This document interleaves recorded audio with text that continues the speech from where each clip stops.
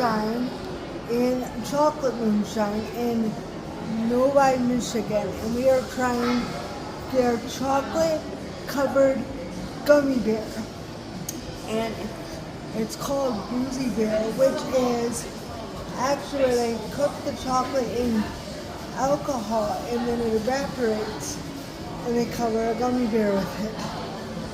Let's give it a try. Oh, that's cool. Oh my god. I love these.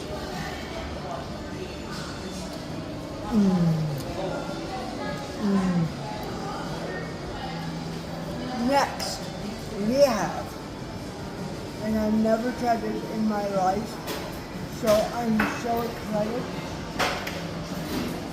Sorry for the food in the mouth. We have a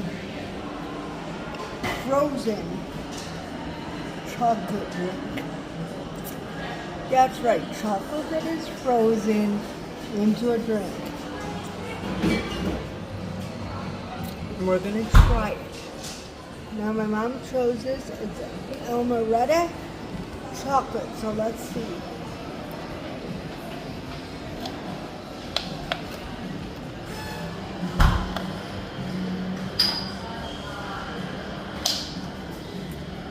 I like it.